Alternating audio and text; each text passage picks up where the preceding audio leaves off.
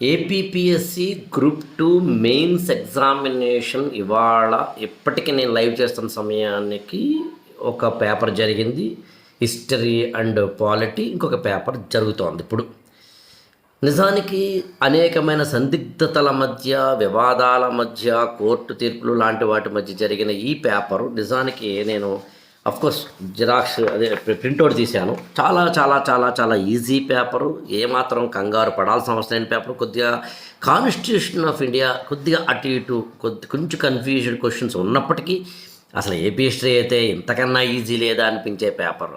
ఇలాంటి పేపర్ని కనుక చాలా చాలా బాగా చదివితే ఈజీగా ఎగ్జామ్ పాస్ అయిపోవచ్చు.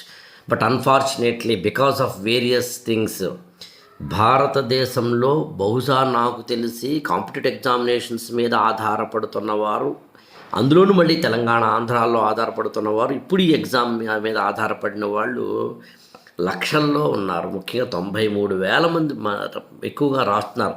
ఇలాంటి వాళ్ళకి కోర్టు తీర్పులు అనేసరికి ఉంటుందా లేదా అనేసరికి ఏపీ గవర్నమెంట్ ఏమో లెటర్ రాయడం ఏపీపీఎస్సీ వింటుందా లేదా, ఎట్టి ప్రశ్న పోస్ట్ పోన్ చేయాలని ప్రత్యేకంగా మినిస్టర్లు లేకపోతే నారా లోకేష్ గారు లాంటి వాళ్ళు, చంద్రబాబు నాయుడు గారు లాంటి వాళ్ళు చెప్పడం, మరో పక్కనేమో ఏపీపీఎస్సీ ఏమో మేము ఇది కండక్ట్ చేస్తున్నాం లాంటివి చెప్పడం, ఇలాంటి గందరగోళాల మధ్య స్టూడెంట్ ఎంత కాదనుకున్న స్థితప్రజ్ఞతతోటి తామరాకు మీద రేటుబొట్టులాగా ఏమంటే డిటర్మైన్డ్ మైండ్ తోటి ఊగిసలాట లేని ఒకనొక స్థిరచిత్తంతో ఉంటారని అనుకోవడం చాలా తప్పు.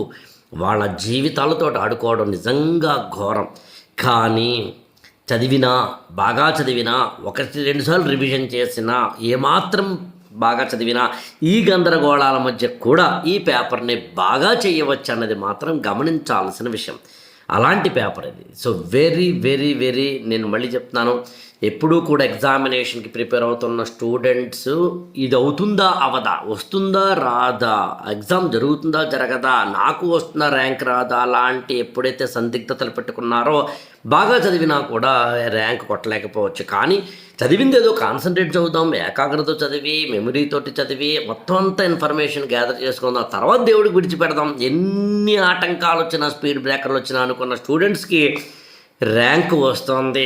అందుకని నాకు తెలిసినంత వరకు ఆ స్థిరచిత్తాన్ని మన స్టూడెంట్స్ అందరూ కనబరచాలని నేను వ్యక్తిగతంగా కోరుతూ, మంచి పేపర్ ఇది.